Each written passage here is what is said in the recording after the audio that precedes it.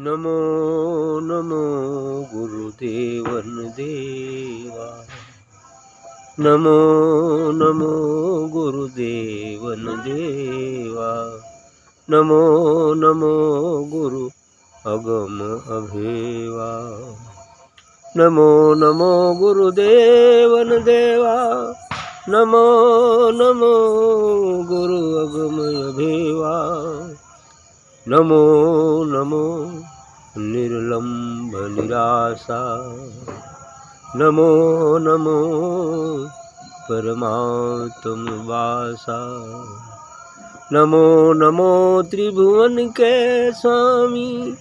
नमो नमो गुरु अंतर्यामी। नमो नमो गुरु पातक हरता। नमो नमो पारायण करता। गतिमति छाके आनंद रूपा। नमो नमो गुरु ब्रह्म स्वरूपा। नमो नमो मम प्राण प्यारे। नमो नमो त्रिगुण ते न्यारे। नमो नमो मम प्राण प्यारे। नमो नमो निर्गुण ते नारे। भक्ति ज्ञान जोग के राजा। भक्ति ज्ञान जोग के राजा। सहजो के पुरो सब काजा। सहजो के पुरो सब काजा। जो कोई शरण तुम्हारी आयो। जो कोई शरण तुम्हारी आयो। तुर्यातीत विज्ञान बसायो। जो कोई शरण तुम्हारी आयो। तुर्यातीत विज्ञान बसायो। नमो नमो गुरुदेव देवा। नमो नमो गुरु अगम अभेवा। सहजो जी का है, अच्छा है। नमो नमो गुरुदेवन देवा मैंने गुरु की महत्ता का वर्णन करते हुए कहती हैं कि हे गुरुदेव, हे देवों के देव, आपको बार बार नमस्कार। नमो नमो गुरुदेवन देवा। देवताओं के भी देवता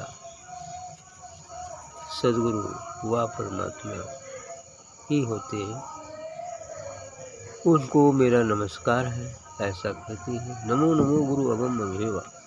आगे कहते हैं कि हे गुरुदेव, आप अगम अपार हैं, अभेद हैं। इस प्रकार से उस अगम अपार निर्गुण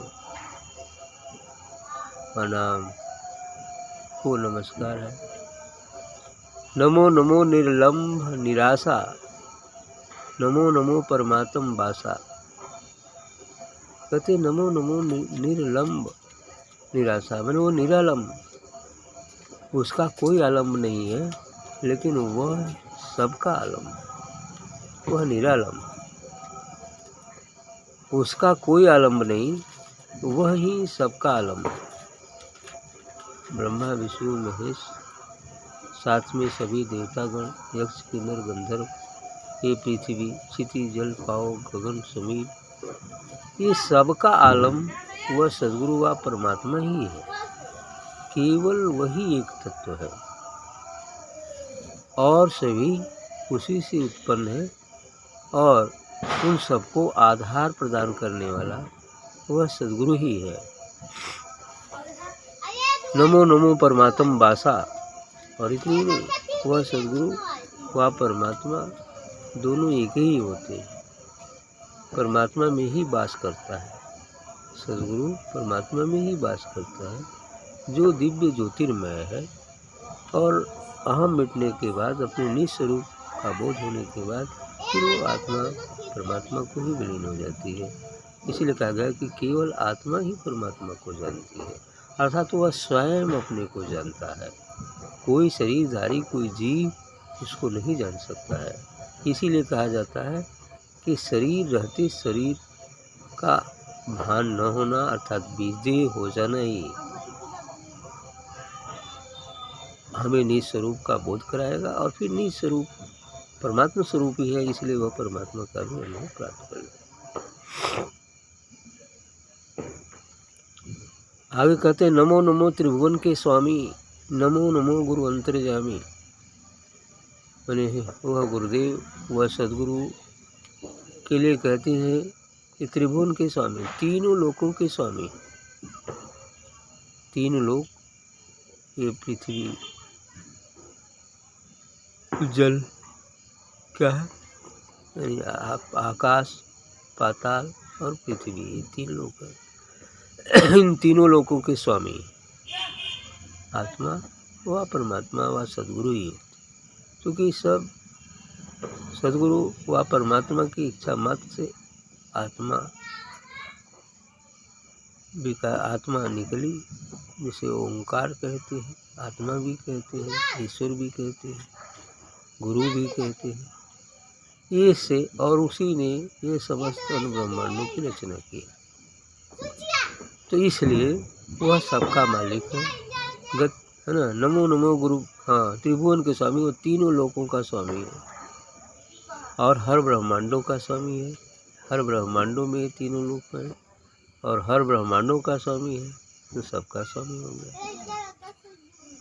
नमो नमो गुरु अंतर्यामी, वह सदगुरु व परमात्मा अंतर की बात जानने वाला होता है, भले बताए या ना बताए, लेकिन अंतर की बात वो जान ही लेता है। जैसे आईने के सामने जाने पर हम अपना उसमें फोटो डालने से वंचित नहीं रह सकते हैं, उसी प्रकार संतों के सामने, सदगुरु के सामने जाने के बाद हम अपने विचारों का फोटो उसमें डालने से वंचित नहीं रह सकते, क्योंकि जो आप विचार करेंगे उस आईने रूपी हृदय में उनके चला जाएगा। इसलिए वो अंतर की बात को जान लेते, लेकिन कहते नहीं, क्योंकि विचार करने वाला अच्छा भी सोचता है, कभी कभी बुरा भी सोचता है, इसलिए कहना उचित नहीं कहा जाता है, और उसको नज़रअंदाज करके काम किया जाता है। उसके मनोनुकूल जिसमें वो खुश रहे वही काम किया जाता है। नमो नमो गुरु पातक हरता, ये पातक अर्थात पाप को हरने वाले, पातक अर्थात पाप को हरने वाले वो सदगुरु व परमात्मा ही है। नमो नमो पारायण करता, और नहीं उस पारायण करता फिर संपूर्ण जिस सृष्टि के करता है, संचालक रूप में, यानी सब कुछ यही करते हैं। ब्रह्मा विष्णु महेश का रूप जो बना है वो उन्हीं ने रूप धारण करके ऐसा कर रहा है। गतिमति छाके आनंद रूपा, नमो नमो गुरु ब्रह्म स्वरूपा। गतिमति छाके आनंद रूपा, ये गतिमति सब छोड़कर आनंद स्वरूप होते हैं। सदगुरु व परमात्मा एक आनंद स्वरूप है, आनंद रूप है। और नमो नमो गुरु ब्रह्म स्वरूपा, और वह गुरु ब्रह्म का ही स्वरूप, जो अपने निज स्वरूप का बोध कर लिया, यानी शरीर रहते शरीर को मिटाकर आत्मा में अवस्थित हो गया, परमात्मा का अनुभव कर लिया, तो वह ब्रह्म स्वरूप ही हो गया। बूंद सागर में मिल गई तो सागर ही हो गई, इसलिए वो ब्रह्म स्वरूप ही हो गया। जहाँ दूई मिट जाती है, शुरू में दूई बनती है, बाद में दूई मिट जाती है, तो दोनों मिलकर एक हो जाते हैं। नमो नमो मम प्राण प्यारे, सरजू जी का कहना है, सदगुरु आप तो मुझसे प्राण से भी ज़्यादा प्यारे हैं, मैंने प्राण प्यारे, अपने प्राण को बहुत प्यारे हैं, है ना। और नमो नमो त्रिगुण ते नारे, और इतनी नहीं, ये तीनों गुणों से परे है। तीनों गुणों से परे हो जाना ही मुख्य काम है, यानी सतोगुण रजोगुण तमोगुण, ये तीन गुणों से परे हो जाने के बाद, यानी परे से मतलब ये तीनों गुण से पार होने पर हम तुरीय अवस्था में चले जाए। तुरीय अवस्था मतलब जहाँ तीनों गुण साम्यावस्था में, एकदम समता में आ गए, सब साम्य हो गया है, वहाँ ये जो है त्रिगुणातीत अवस्था उसको कहते हैं, जिसे हम तुरीय कहते हैं। लेकिन अंतिम लाइन में इन्होंने तुरीयातीत की भी बात की है। कहा जो कोई शरण तुम्हारी आए, कहती है सहजो जी कि आप हे सदगुरु आपके शरण में जो कोई भी आ जाता है तो तुरीयातीत विज्ञान बसा। जो तुरीयातीत जो अवस्था है उसका भी ज्ञान वो बसा लेता है, अर्थात पा जाता है। तो आत्मा को अवस्थित हो जाना तुरीय अवस्था है और परमात्मा का अनुभव प्राप्त कर लेना तुरीयातीत अवस्था है। तुरीय अवस्था में समता में तो आ जाते हैं, अहम ब्रह्मास्मि का भी बोध हो जाता है, लेकिन अभी कुछ शेष रह जाता है। वही अवस्था जो निर्वाण है, जो अगम है, जो अनाम है, जो सतनाम है, बस वही अवस्था तुरीयातीत अवस्था है। और वहाँ तक पहुँचना ही हमारा मूल लक्ष्य होना चाहिए, और मूल लक्ष्य है मानव जीवन। तो इस तुरीयातीत अवस्था जो अवर्णनीय है, निर्वचनीय है, जो कहने में आती नहीं है, लेकिन उसका संकेत मात्र दिया जाता है, क्योंकि उसको कहा नहीं जा सकता, वो शब्दातीत है ना, शब्द की परे है, निर्वाण में है। इसीलिए निर्वाण कहते हैं कि जो वाणी में नहीं आता, अनिर्वचनीय है, शब्दों में उसको हम बांध नहीं सकते, लेकिन फिर भी ज्ञानी जन शब्दों में कुछ थोड़ा सा बात कर उसको इशारा किया है मात्र। तो इशारा कभी मंजिल नहीं हो सकता।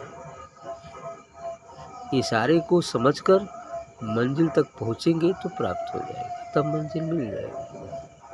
केवल इशारे को हम मंजिल मान लें तो ये ना समझेंगे। ठीक।